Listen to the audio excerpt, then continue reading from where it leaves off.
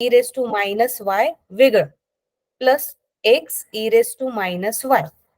काय केलं आपण इथं ई रेस टू ला जे दिलेलं होतं त्याला पॉवर ऑफ इंडायसेसचा वापर करून आपण सेपरेट करून टाकलं. झालं. आता पुढच्या स्टेपला काय करायला लागेल e raise to minus y दोन्ही ठिकाणी दिसतंय आपल्याला मग त्याला कॉमन काढून घ्या. E raise to minus y ला जर आपण कॉमन काढलं तर ब्रॅकेट मध्ये काय काय येईल आपल्याला ई रेस टू एक्स उरेल आणि प्लस इथं एक्स उरेल. राईट. Just weight.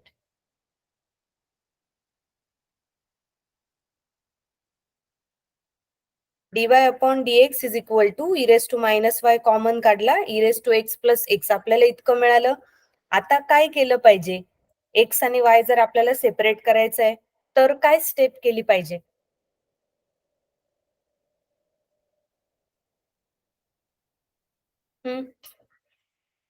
दीक्षा तू कुठपर्यंत केलं.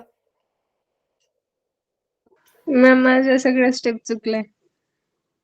तू काय केलं मग ते इथपर्यंत तर सांगितलं होतं मी करायला. बर अंकिता तू काय केलं. इंटिग्रेशन घ्यायचंय ना मॅम इथे. लगेच नाही घ्यायचं अजून एक्स आणि वाय सेपरेट नाही झाला ना. इथं वाय वाली टर्म एक्स वाली टर्म एकत्र दिसते. मग आपण काय करू पहिले हा जो डीएक्स आहे ना त्याला इकडे मल्टिप्लाय करू म्हणजे आपल्याकडे होईल dy is equal to e raise to minus y e raise to x plus x into dx. आता सोपं झालं एक्स वाली टर्म इथे दिसतेय वाय वालेला खाली घेऊन टाका म्हणजे आपल्याकडे नेक्स्ट स्टेप मध्ये येईल dy upon e raise to minus y is equal to e raise to x plus x into dx. अशी आपल्याकडे स्टेप तयार होईल ज्याच्यामध्ये आता आपल्याला दिसतंय का बो एक्स पण वेगळा आहे आणि वाय पण वेगळा आहे. राईट. अजून एक आपण करू शकतो e raise to minus y खाली आलं ना त्याला पॉवरचा वापर करून वरती लिहून टाकलं तर आपली स्टेप अशी होईल e raise to y d y is equal to e raise to x plus x into dx. आता आपल्याला हा जो मिळाला याला आपण व्हेरिएबल सेपरेबल फॉर्म म्हणू शकतो. कळलं का तुम्हाला काय काय स्टेप करायच्या होत्या. परत एकदा आपण चेक करू ई रेस टू वाला पार्ट होता ना स्टार्टिंगला म्हणून आपण पहिले ई रेस टू एक्स आणि e raise to minus y separate केला. सेपरेट केल्यावर हा पार्ट कॉमन येतोय त्याला कॉमन काढलं जे ब्रॅकेट मध्ये उरलं it is a term of x. मग आपण डीएक्स ला उचललं इकडे मल्टिप्लाय केलं आणि e raise to minus y ला खाली घेऊन आलो. त्या खालच्या e raise to minus y ला वरती घेतलं तर ई रेस टू वाय होईल म्हणजे आपली ती स्टेप सॉर्टेड होती. समजलं इथपर्यंत. आणि आता आपल्याला जी स्टेप मिळाली it is a variable separable form. मग आपल्याला याच्या पुढे काय करायला लागेल इंटिग्रेशन करायला लागेल. सो इंटिग्रेट बोथ साइड्स असं लिहिलं तरी चालेल. ठीक आहे. इंटिग्रेट केल्यानंतर मग आपल्याकडे काय होईल integration e raise to y d y लेफ्टला आणि integration e raise to x plus x dx राईटला. Okay. E raise to y चं इंटिग्रेशन काय येईल e raise to y. Very good. E raise to y चं integration e raise to वायच येईल. Very good. E raise to x चं integration काय येईल e raise to x. E raise to एक्सच येईल. परफेक्ट. आणि एक्स चं इंटिग्रेशन काय येईल x square upon 2. X square upon 2 plus C. अशा पद्धतीने आपण उत्तर लिहू शकतो. अजून काय करता येईल आपल्याला ई रेस टू वाय ला इकडेच ठेवा ई रेस टू एक्स ला पण इकडे आणा आणि मायनस एक्स स्क्वेअर बाय 2 आणि इज इक्वल टू सी फक्त एका बाजूला ठेवायचा. असं पण आपण करू शकतो. This is the solution of given differential equation. Done. आणि याच्यात जशी ऍडजस्टमेंट केली ना तशाच पद्धतीने तुम्हाला पुढच्या 2 क्वेश्चन मध्ये ई वाल्या क्वेश्चन मध्ये सेम आहे. सेम ऍडजस्टमेंट होती. त्याच्यातला e raise to x plus y into dx plus e raise to 2y minus y into d y equal to 0 असा क्वेश्चन होता. ओके. हा क्वेश्चन अंकिता तुला जमला का हा क्वेश्चन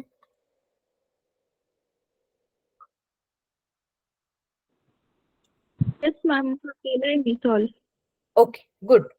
सो इथे कसं होईल आपल्याला पहिल्या स्टेपला आहे ना e raise to x e raise to x into e raise to y dx असं आपण करू शकतो.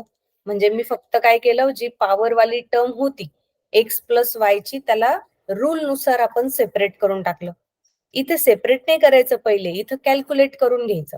तर e raise to 2y minus y म्हणजे ई रेस टू वायच येतो ना, into d y is equal to 0. ही आपल्याला मिळेल त्याची सेकंड स्टेप, राईट. पुढच्या स्टेपला आपण काय करायचं, याला पकडून तिकडे घेऊन जायचं. असं केलं तर तुम्हाला ऍडजस्टमेंट करायला सोपं जातं. ओके, सो इथं काय मिळेल, e raise to x into e raise to y into d x as it is ठेवा, आणि इकडे minus e raise to y d y असं त्याला शिफ्ट करून टाक. झालं. आता पुढच्या स्टेपला काय केलं पाहिजे, इथं बघा ई रेस टू एक्स आणि डीएक्स तिकडेच, त्याला तिकडेच ठेवा. पण ई रेस टू वाय आलेला आहे ना, त्याला इकडे डिवाइडला घेऊन यावं लागेल. म्हणजे आपल्याकडे येईल e raise to x dx लेफ्टला आणि minus e raise to y d y, आणि हा खाली गेल्यावर ई रेस टू वाय ला डिवाइड करणार. ही स्टेप समजली इथपर्यंत? ओके, ते सेपरेट झालं. त्याच्यानंतर e raise to x d x is equal to काय व्हायला पाहिजे राईट हँड साइडला?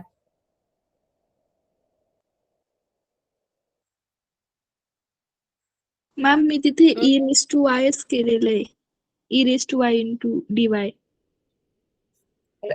नाही, या स्टेपच्या नंतर काय होईल, म्हणजे ई रेस टू वाय इथं होता, बरोबर आहे ना, मग इकडे पण होता ना, आपण याला तिकडे घेऊन गेलो डिवाइडला. मग आता ई रेस टू वाय वरती पण झाला आणि खाली पण झाला, तर काय होईल? मॅम दोन्ही पण कट होतील. हा राईट, दोन्ही पण कट होतील आणि इथे येईल minus 1 into d y only. म्हणजे वाय वाली टर्मच संपून गेले direct. Okay, e raise to x d x आहे, राईट साइडला मायनस 1 इंटू डी वाय एवढंच उरलं. आता हे झालं variable separable form. Okay, variable separable form. Now integrate both sides. So आपण केलं integration e raise to x dx equal to minus integration 1 d y असं आपण लिहू शकतो. E raise to x integration काय येतं? E raise to x. Very good. आणि minus 1 चं इंटिग्रेशन काय येईल? Minus x. इकडे इकडे कोण आहे? वाय. Minus y. हा करेक्ट आहे. जसं तुमचा फॉर्म्युला करेक्ट आहे. Integration of 1 is equal to x येतं, पण कधी, जेव्हा इथं एक्स असतो तेव्हा एक्स येतं ना. आता आपल्या गणितात कसं डीवाय दिलाय ना, म्हणून आपण सेम रूल वापरायचा, पण वाय आपल्याकडे उत्तर. ओके, सो इथे आपला आन्सर येईल e raise to x minus y, आणि सगळं झालं प्लस सी करायचं. पुढच्या स्टेपला काय करायचं, ई रेस टू एक्स इथंच ठेवा, मायनस वाय ला इकडे घेऊन या, it is plus y is equal to C.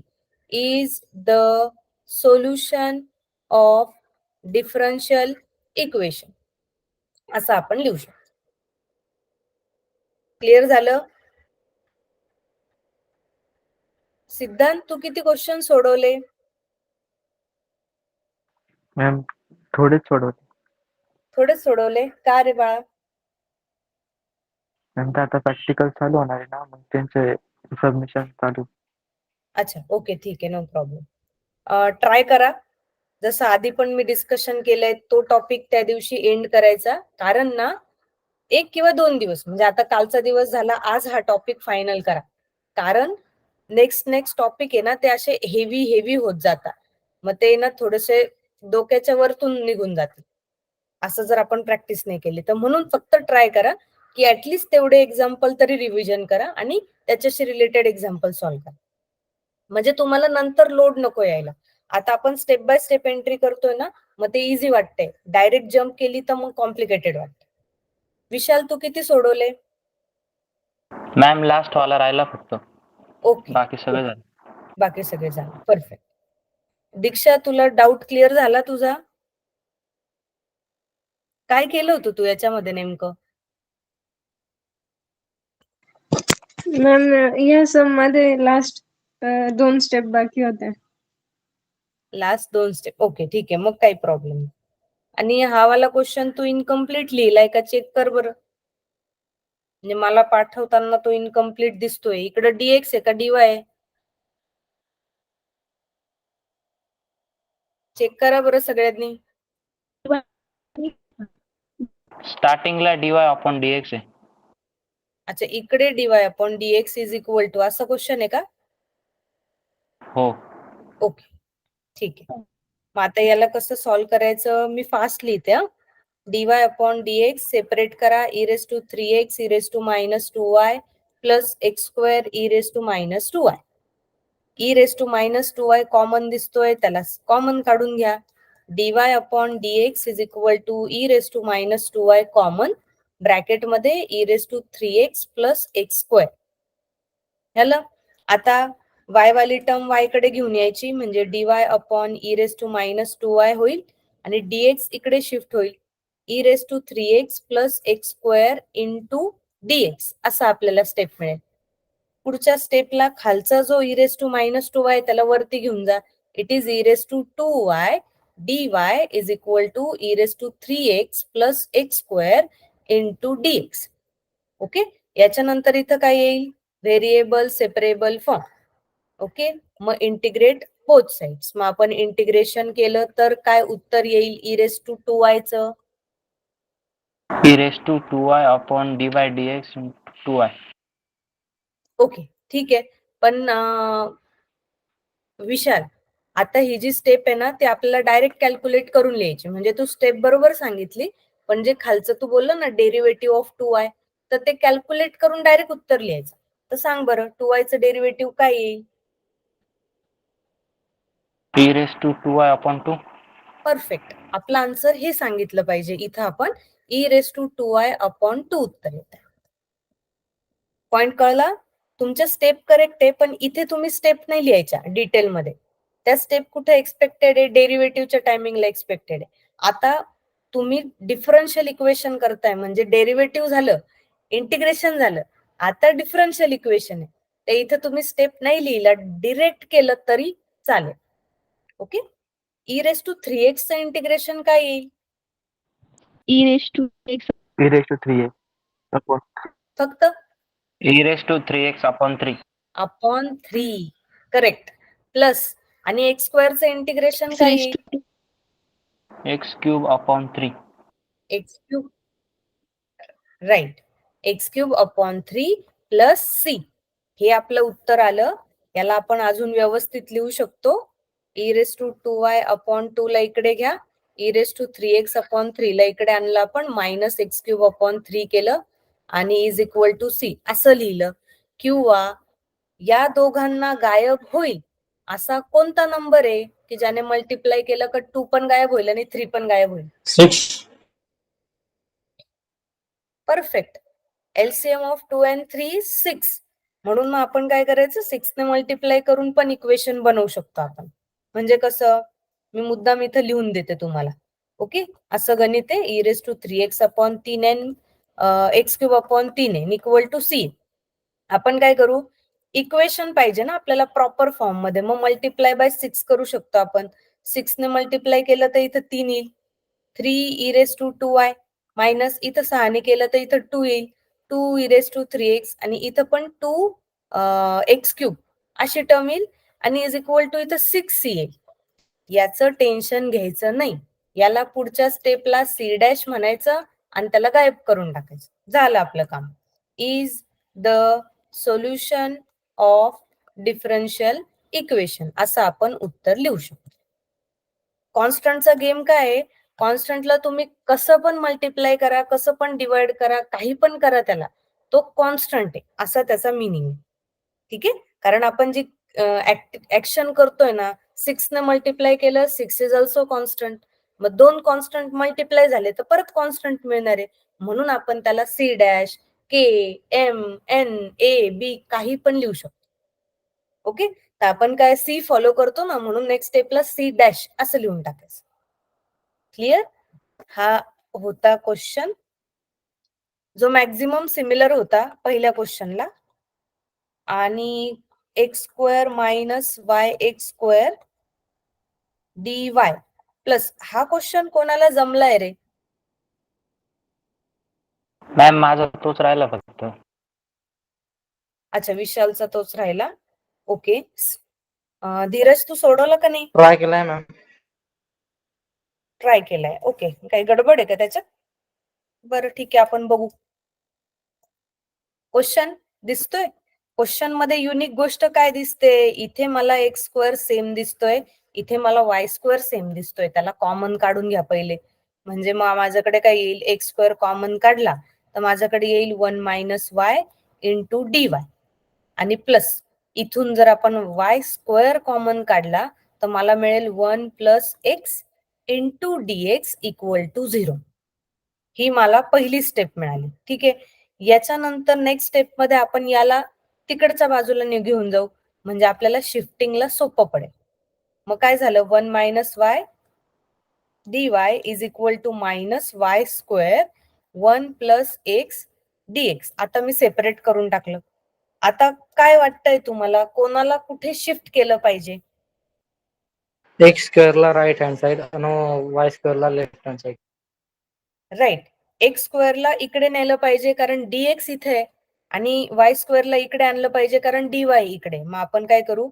1 minus Y upon y square इकडच्या बाजूला, dy इथंच लिहायचा. आणि राईटला मायनस आहे तिथे, 1 प्लस एक्स पण आहे तिथे, अपॉन मध्ये एक्स स्क्वेअर आणि dx इथे लिहायचं. डन. आता पुढचं कॅल्क्युलेशन कसं करायचं? कोण कोण इथपर्यंत आलं होतं? अच्छा, व्हेरी गुड, व्हेरी गुड. याच्यानंतर कॅल्क्युलेशन कसं करायचं?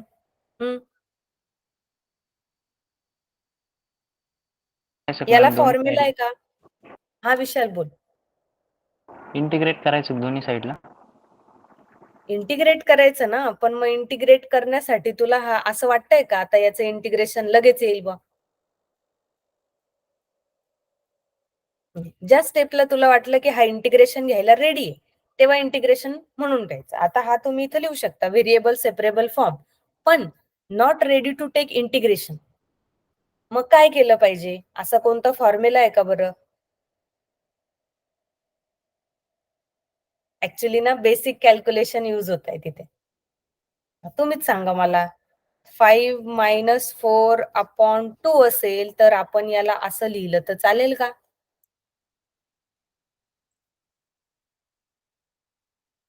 फॉर एक्झाम्पल घेतला आपण की वरती 2 नंबर आहे आणि खाली एकच नंबर आहे, तर उलट चांगलं झालं ना तुम्हाला.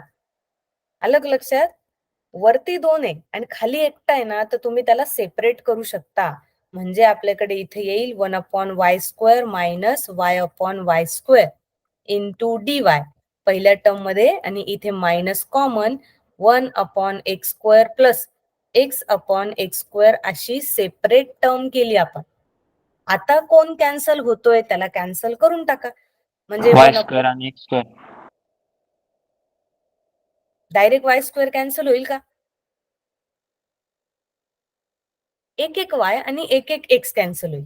ठीक आहे, सो 1 अपॉन एक्स स्क्वेअर, इथला एक्स आणि इकडचा एक एक्स कॅन्सल होईल, म्हणजे 1 अपॉन एक्स डीएक्स. आपण इथपर्यंत पोहोचलो. आता बघा बरं, 1 upon y square 1 upon Y सगळे ओळखीचे. आता तुम्ही लिहू शकता it is variable separable form. Okay, आणि मग आपण याचं इंटिग्रेशन घेऊ शकतो. समजलं? तुम्ही सगळे इथेच पॉज झाले असणारे मला अंदाज आहे. Integrate both side. मग आता इंटिग्रेशन केलं आपण तर ते लिहून घेऊ 1 upon y square d y minus integration 1 upon y d y to the left hand side. इथं मायनसला आपण बाहेरच ठेवू.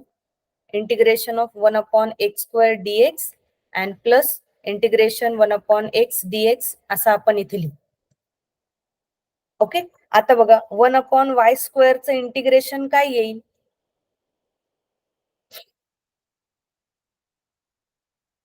वन अपॉन एक्स स्क्वेअरचं इंटिग्रेशन काय येतं? Minus 1 upon x. हा राईट आहे. एक्सच्या वेळेला एक्स लिहायचा, वायच्या वेळेला वाय लिहायचा. बरोबर आहे. Minus 1 upon y is your solution. आलं लक्षात? 1 अपॉन एक्स स्क्वेअरचं इंटिग्रेशन मायनस 1 अपॉन एक्स येतं ना, मग वाय असेल तर एक्सच्या जागेवर फक्त वाय लिहायचा. ओके, नेक्स्ट वन, 1 अपॉन वायचं इंटिग्रेशन काय येतं? Log Y. Log Y. Very log good, Y. Very good. It is log Y. Perfectly correct. त्याच्यानंतर मायनसला तसंच ठेवू आपण. 1/x² चं इंटिग्रेशन -1/x². काय -1/x ओनली, x² नाही ना, x² चं तर इंटिग्रेशन घेतोय आपण. अँड 1/x चं integration log x. log x plus c लिहायचा का log c?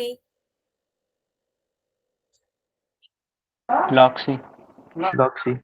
सगळे जर लॉग मध्ये असले तरच c ला लॉग मध्ये लिहायचं. आता सगळेचे सगळे लॉग मध्ये का? नाही, म्हणून c ला लॉग मध्ये नाही लिहायचं. ओके. आणि ते पण आपण कशासाठी करतो? कारण ते लॉग वालं कॅल्क्युलेशन होतं ना, म्हणून आपण करतो. मग ते नसेल होत तर बळजबरी नाही करायचं. ओके. चलो मग आपण फायनल कॅल्क्युलेट करू. हा आहे -1/y, हा आहे log y. इकडे आपण मायनस साइन देऊन टाकली तर आपण इथं मायनस मायनस प्लस 1/x होईल आणि इथं मायनस log x होईल आणि प्लस c. तुम्ही ही फायनल सोल्युशन आहे असं तुम्ही लिहू शकता किंवा तुम्ही मल्टिप्लाय करून पण लिहू शकता. आता -1/y मायनस log y मी इथंच ठेवलं आणि मी इकडच्या दोन्ही टर्म्सला तिकडे घेऊन गेली. म्हणजे -1/x आणि प्लस log x असे आपल्याला टर्म मिळेल ना तिकडे गेल्यावर. अशी मिळाली स्टेप. याच्यानंतर काय करायचं असं तुम्हाला वाटतं?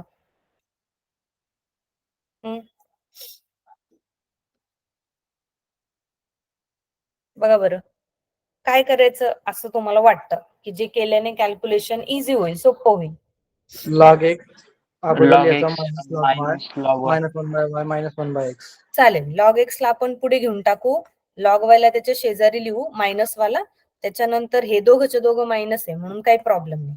-1/x -1/y = c असं आपण करू शकतो. Very good. याच्यानंतर आपण काय करू शकतो? लॉग वाला रूल वापरू शकतो. log a - log b. याच्यासाठी आपण log of a/b असं लिहू शकतो.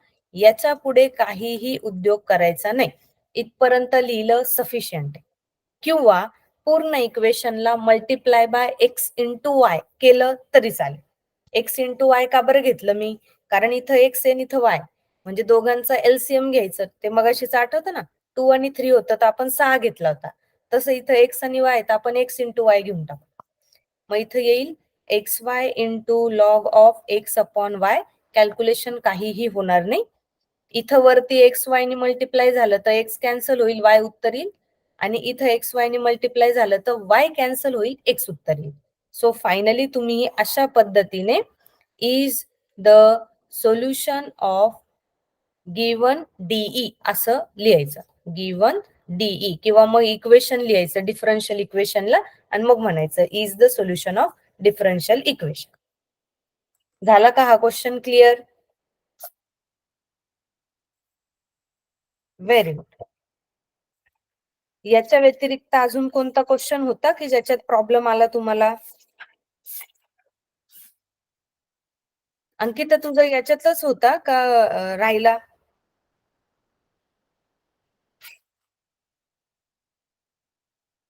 हा बोल.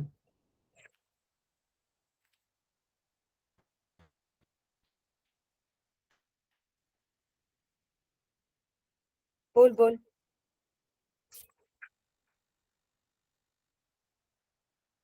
नो मिस, याच क्वेश्चनला प्रॉब्लेम होता. अच्छा, याच क्वेश्चनला होता. ठीक है, नो प्रॉब्लम. चलो फिर नेक्स्ट लेते हैं.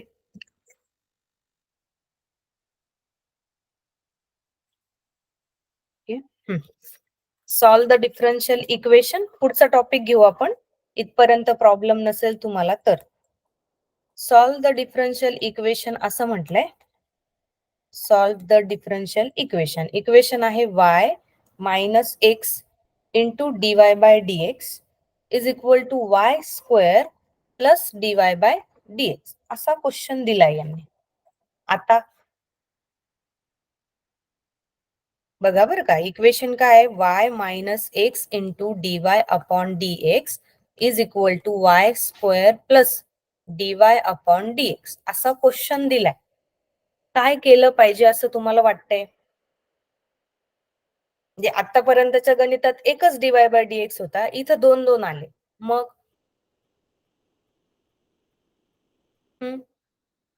जे काही सुचत असेल तुम्हाला ते सांगा, आपण करेक्ट करू.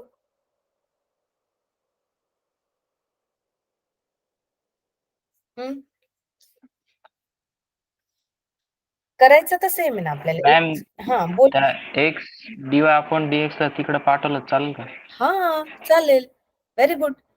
सो आपण काय करायचंय, गणित कोणतं पण असू दे आपल्याला, सगळ्यात पहिले रूल यूज करायचा की व्हेरिएबल सेपरेट होत आहे का. म्हणजे काय की आपल्याला इथं मुद्दाम डीवाय बाय डीएक्स 2 2 वेळा दिसतोय, तर याला कॅल्क्युलेट करून एकच वेळा घेऊन या. म्हणजे कसं, वाय मी या वाय स्क्वेअरला इकडे घेऊन येते आणि या अख्ख्या टर्मला उचलून तिकडे ऍड करून टाकते. म्हणजे मला कसं मिळेल, x dy by dx plus dy by dx to the right hand side, आणि लेफ्टला मला मिळतंय y minus y square. Done इथपर्यंत. आता पुढची स्टेप काय केली पाहिजे असं तुम्हाला वाटतं? डीवाय बाय डीएक्स ला common. Very good. Dy by dx ला आपण कॉमन काढू, कारण तो आपल्याला एकदाच पाहिजे. म्हणून मग डीवाय बाय डीएक्स ला कॉमन काढलं तर ब्रॅकेट मध्ये काय उरतंय? X plus 1. Very good. X plus 1 हा ब्रॅकेट मध्ये उरतोय, राईट. आता आपल्याला कोणाला कुठे मूव्ह करायचं बघा बरं. वाय वाल्याकडे वाय पाहिजे आणि एक्स वाल्याकडे एक्स पाहिजे.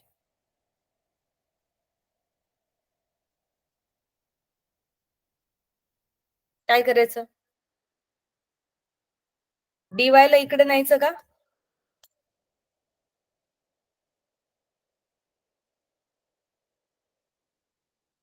नो. ओके, कधी पण लक्षात ठेवा, डीवाय आणि डीएक्स जे तुम्हाला दिलेले असतात ना, त्याच्यातला जो वरती त्याला तिथंच ठेवायचं.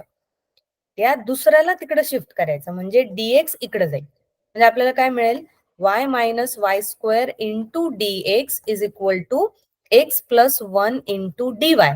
म्हणजे सगळ्यात पहिले दोघं पण डीएक्स आणि डीवाय दोघं पण वरती पाहिजे, खाली नाही पाहिजे कोणीच. ते करायचं. आणि आता करा, एक्स वाला एक्स कडे जाईल आणि वाय वाला वाय कडे जाईल. असं केलं तर तुमचं चुकणार नाही. डीएक्स मी इथंच ठेवते आणि एक्स प्लस 1 ला इकडे घेऊन येऊ आपण. त्याच्यानंतर डीवाय इकडेच राहील आणि वाय मायनस वाय स्क्वेअरला आपण इकडे घेऊन जाऊ. डन झालं सेपरेट. डीएक्स वेगळा डीवाय वेगळा. ओके, थोडस ट्विस्ट केलेलं होतं इथे. 2 2 डीवाय बाय डीएक्स दिलेले होते, तरी पण रूल वापरायचा की डीवाय बाय डीएक्स ला आपण कॅल्क्युलेट करून कसं एक आणतो तसं करायचं. मग सेपरेट करून बघायचं की बॉ डीएक्स वाला आणि डीवाय वाला टोटल सेपरेट होतो का. तो टोटल सेपरेट होतोय, राईट. सो आपण काय म्हणायचं इथे, variable separable form. Okay, ready राहा बरं का इंटिग्रेशन सॉल्व्ह करायला. Variable separable form. ठीक आहे, now integrate both sides. Integration केलं तर काय मिळेल आपल्याला बघू आपण. Integration 1 upon x plus 1 into dx असं आपण लिहू शकतो. आणि राईट हँड साइडला integration 1 upon y minus y square dy असं आपण लिहू शकतो. आता मला 1 अपॉन एक्स प्लस 1 चं इंटिग्रेशन तर पटकन सांगता येईल. कोण सांगतं? Log x plus 1. Very good. याचं उत्तर परफेक्टली करेक्ट आहे, लॉग ऑफ एक्स प्लस 1. पण मला याचं उत्तर लगेच नाही सांगता येणार. का बरं? असा फॉर्म्युलाच नाही आपल्याकडे. मग आपल्याला त्या वाय ला कॉमन काढावं लागेल. वाय मायनस वाय स्क्वेअर आहे ना, वाय दोन्ही ठिकाणी दिसतोय, तुम्हाला फॉर्म्युला नाही वापरता येणार.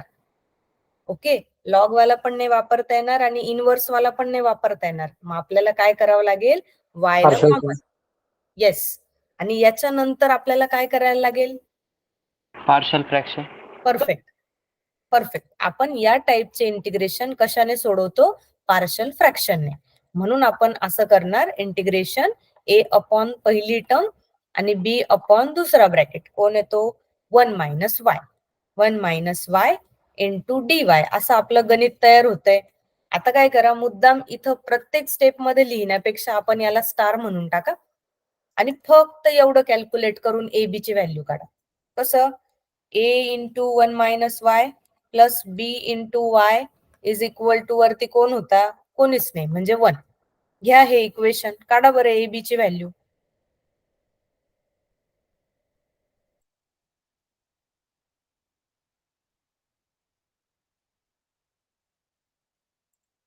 बी ची व्हॅल्यू 1.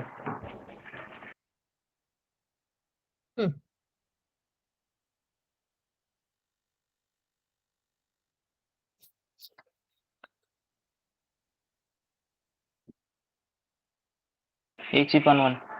ए ची पण व्हॅल्यू 1. Very good. ए आणि बी दोघांच्या व्हॅल्यूज 1 येत आहे. बाकीचे क्रॉस चेक करा. कोणाची व्हॅल्यू वेगळी नाही येते ना? ओके, गुड सिद्धांत. Put A is equal to 1 and B is equal to 1 in this equation star. So आपल्याला कसं मिळेल 1 upon y plus 1 upon 1 minus y into dy.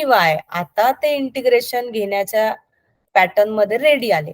म्हणून आपण काय करणार log of x plus 1. आता सांगा बरं 1 upon y चं इंटिग्रेशन काय येईल? log y. Log Y. Very good, very good, perfect. And याचं इंटिग्रेशन काय येईल 1 upon 1 minus y? log log 1 minus 1 y. Minus Y. log 1 minus y च येईल का रे फक्त?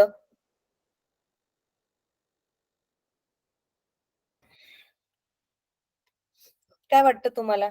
1 minus y च येईल का? मला असं वाटतंय का -1 upon 1 minus Y. Upon derivative of 1 minus y which is -1. तुम्हाला आठवतं का ते e⁻²x चं कसं केलं आपण? अपॉन मध्ये 2 लिहितो ना आपण. तसं याच्यात बघा, हा लॉगच्या पॅटर्न मध्ये आहे, पण ना नेमका तो -y दिलेला आहे. -y मुळे आपल्याला काय करायला लागेल? शक्यतो +y असलं का आपण काहीच लिहित नाही, जसं याच्यासारखं आपण काहीच नाही लिहित खाली. पण -y असल्यामुळे याचं डेरिव्हेटिव्ह -1 येईल ना. +y चं डेरिव्हेटिव्ह +1 येतं, त्याच्याने काही फरक पडत नाही म्हणून आपण लिहित नाही. पण याच्यात फरक पडतोय बिकॉज तिथं -y दिलेला आहे. म्हणून आपल्या या कॅल्क्युलेशन मध्ये इथली टर्म जी आहे ती मायनस होईल. समजलं? मायनस का बरं घेतलं कळलं? गुड. आणि आता तिघच्या तिघ लॉग मध्ये आले म्हणजे सी ला पण लॉग मध्ये घ्यायचं. ओके, आता कॅल्क्युलेशन आपण करू शकतो इथेच. याला इकडे पाठवून घेऊ शकतो किंवा मग याला पहिले तिथंच ठेवा. x plus 1 is equal to, या दोघांना पहिले कॅल्क्युलेट करून घ्या, which is y upon 1 minus y. हाला इकडे प्लस लॉग सी. बरोबर आहे का? मी log a minus log b वाला फॉर्म्युला वापरला. आता मी याला इकडे घेऊन टाकते, म्हणजे log of x plus 1 minus log of y upon 1 minus y is equal to log c. परत मला सेम फॉर्म्युला वापरायला लागेल, which is log of x plus 1 वरती, त्याच्या खाली y आणि त्याच्या खाली 1 minus y is equal to log c. असं जेव्हा असतं 3 लेअर असतात तेव्हा काय होतं रे? खालच्या लेअर वरती जाते मग. परफेक्ट. सो आपण काय करू, लॉग लॉग तर कॅन्सल होऊन जाईल because of equality. Then multiply 1 minus y into x plus 1 upon y to the left hand side equal to c. हे तुमचं सोल्युशन आहे असं तुम्ही म्हणू शकता. Is the solution of given DE म्हणजे डिफरन्शियल इक्वेशन. डिफरन्शियल इक्वेशनला तुम्ही बिंदास्त शॉर्टकट वापरू शकता. समजला हा क्वेश्चन कसा सॉल्व्ह झाला? ओके, तुम्हाला इंटिग्रेशनचे कोणती पण टेक्निक कुठं पण लागू शकते, म्हणून आपण इंटिग्रेशनला एवढा वेळ दिलाय. डिफरन्शियल इक्वेशन सोडवताना कोणतं पण इंटिग्रेशनचं लॉजिक कुठं पण लागेल. आता बघा, या टाईपच्या गणितात पहिल्यांदा आपण पार्शल फ्रॅक्शन सोडवतोय. ओके, कारण गणित त्या पॅटर्न मध्ये निघून जातं नंतर, मग आपल्याला ते पॅटर्न लक्षात पाहिजे कसा सॉल्व्ह करायचा. सगळ्यांना क्वेश्चन समजला? ओके, कोणाला काही डाऊट असेल तर तुम्ही विचारू शकता, अदरवाइज आपण नेक्स्ट क्वेश्चन घेऊ. ठीक आहे, नेक्स्ट क्वेश्चन बघा बरं डोकं लावून कसं आहे हे. Solve differential equation dy upon dx is equal to e⁻x minus y into x square असं गणित आहे. काय करायचं रे याचं? अगोदर e⁻x into e⁻−y into x. Correct आहे. मी इथे लिहिते हा. dy upon dx is equal to e raise to x into e raise to minus y, very good, into x square. आता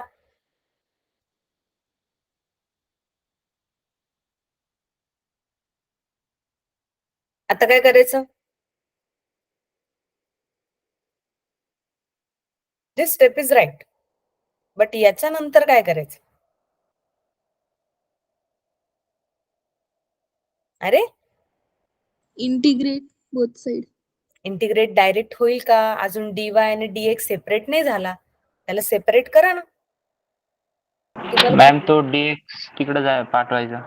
ओके, आपण dx ला इकडे घेऊन जाऊ, म्हणजे आपल्याला मिळेल dy equal to e raise to x. y पण येणार आहे इथे, त्या y ला गायब करा ना. तो पण तिकडे शिफ्ट होईल मॅम. हा, त्याला इकडे घेऊन यायचं, म्हणजे लगेच लक्षात ठेवायचं की y वाले इकडे आणि x वाले इकडे. ओके, आता बघा तो e raise to minus y त्याला आपण वरती लिहू शकतो, म्हणजे e raise to y dy इकडे आणि इथं e raise to x into x square dx आपल्याला मिळालं. आता इथं आपण म्हणू शकतो it is variable separable form, कारण आपल्याला इथं एक्स आणि वाय दोघं पण वेगळे वेगळे दिसत आहे. बरोबर. आता आपण घेऊ integration. Okay, integrate both sides. बघा बरं का, आता इंटिग्रेशन घेताना लेफ्ट हँड साइडला e raise to y dy ला इंटिग्रेशनचं साइन लागेल, तसंच राईट हँड साइडला पण लागेल e raise to x into x square dx. आता याचं तर आपल्याला माहिती, e रेस टू वाय चं इंटिग्रेशन काय येतं? e raised to y. Perfect, e raise to y. पण याचं इंटिग्रेशन कसं येतं? Into u into v rule. Integration by parts, UV चा रूल. पण त्याच्या आधी आपल्याला वापरायला लागतो लिएट रूल. लिएट रूल नुसार ते बरोबर आहे का? चेक करा बरं. No. नाही, ठीक आहे. Using LIATE rule and integration by parts. Okay, and integration by parts, तुम्ही हे फुल फॉर्म मध्ये लिहू शकता, बाय पार्ट्स. म्हणजे आपल्याला काय कळतं की याला पुढे आणि याला मागे केल्याशिवाय उत्तर येणार नाही बरं का. तुम्ही करून बघा, तर तुमचं उत्तरच नाही येणार त्याचं. आता याचं काम झालेलं आहे, तर आपण इथे e रेस टू वाय लिहू शकतो आणि याचं आपण पहिले त्याला सरळ करून घेऊ शकतो. सरळ केलं, आता इंटिग्रेशन बाय पार्ट्स वापरायचा. Ready? e raise to y is equal to, मला कोण UV वाला फॉर्म्युला सांगतं रे? U into integration of v minus integration in bracket integration of v into derivative of u. Okay, derivative मी पुढे लिहिते, integration मागे लिहिते. पुढे मागे झालं इथे तरी चालेल, बिकॉज इथे इंटू आहे. Perfect, very good Dheeraj. Okay, using this formula u is equal to x square घ्यायचं आपल्याला आणि v is equal to e raise to x घ्यायचं आणि टाका बरं.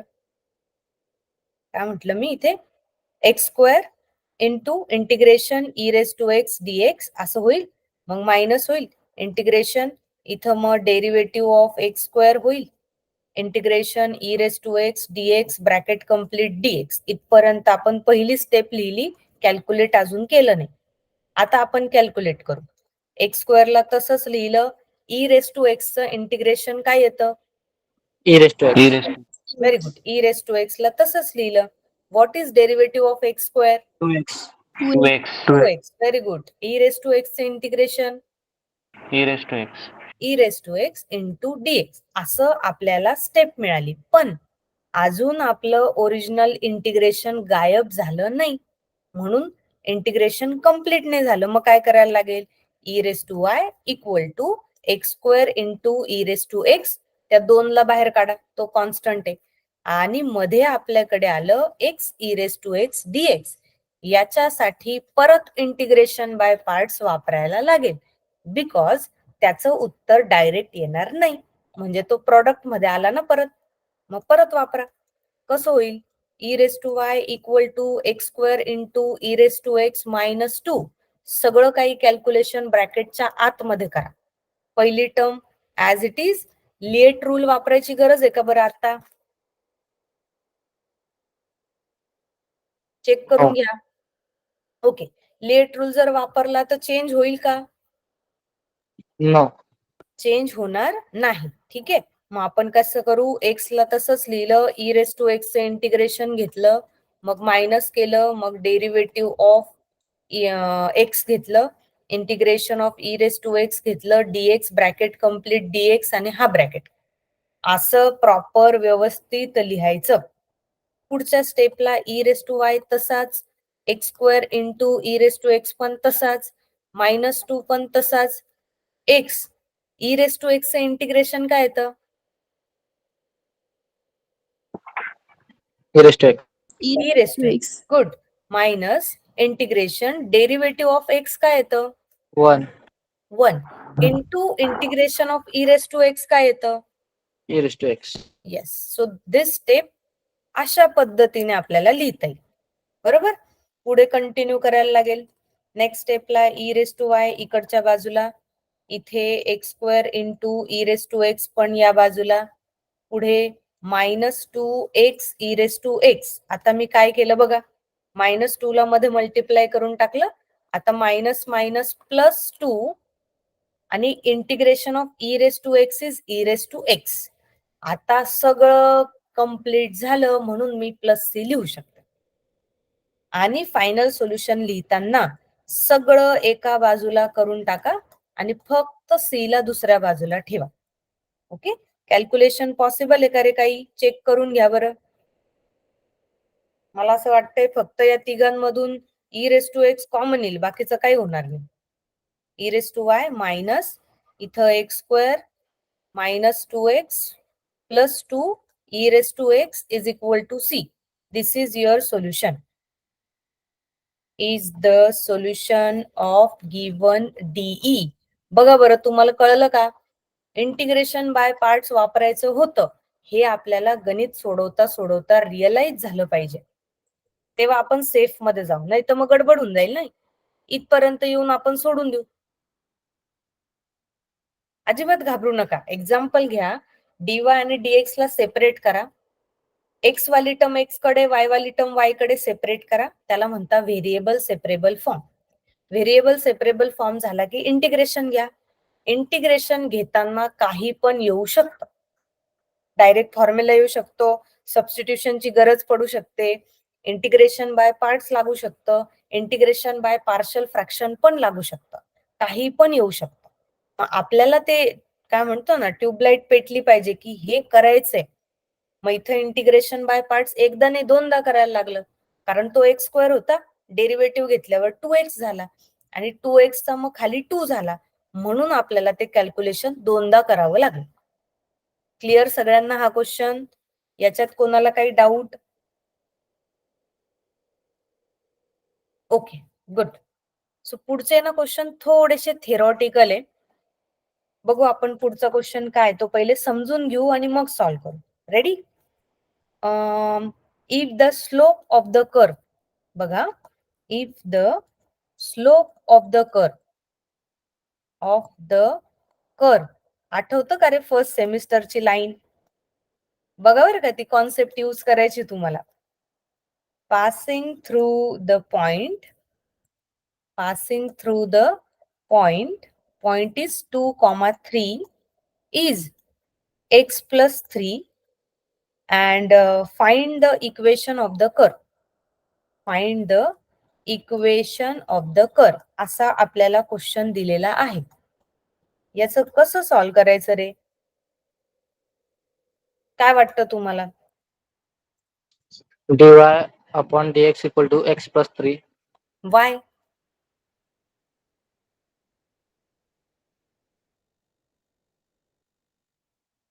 You're correct, absolutely correct, but why? म्हणून ते पुट करणं ती पण कर्व पासिंग थ्रू चालली ना x+3 ला. Okay, passing through the point. आता आहे ना, कॉन्सेप्ट समजून घ्या. हे ऍप्लिकेशन ऑफ डेरिव्हेटिव्ह किंवा इंटिग्रेशन असं तुम्ही म्हणू शकता. आता काय ना, याच्यात पहिला कॉन्सेप्ट आला स्लोप. तुम्हाला आठवतं का slope m is equal to तुम्ही dy/dx वापरायचे.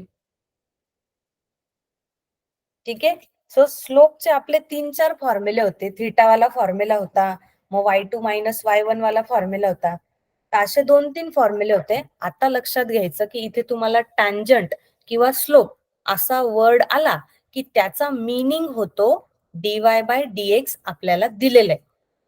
मग काय म्हणायचं त्यांना, if the slope of the curve, म्हणजे हा कर्व आहे ना त्याचा जो काही स्लोप आहे तो स्लोप म्हणजेच टॅन्जंट असा पण मीनिंग होतो.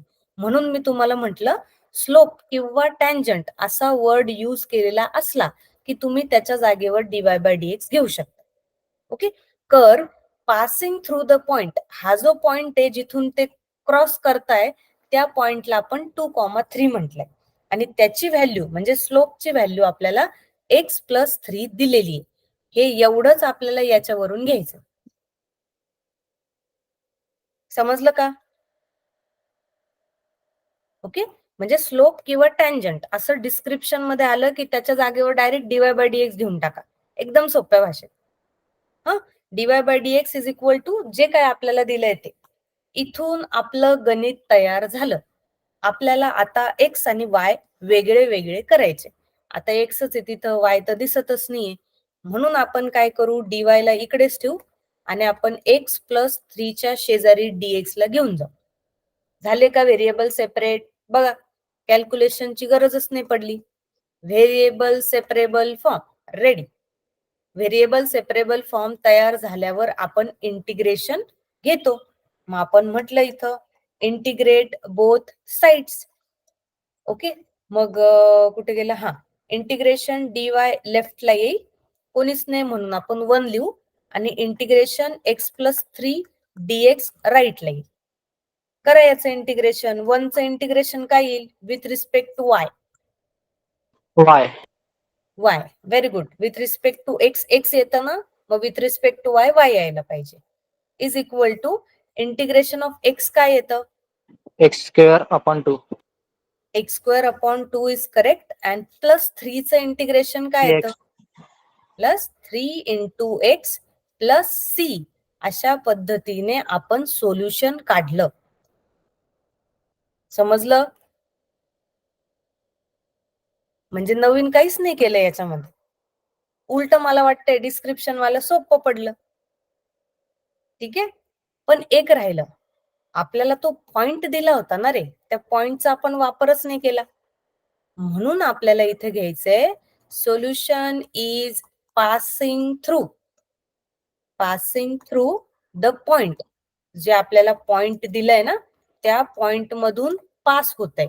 Point is 2,3.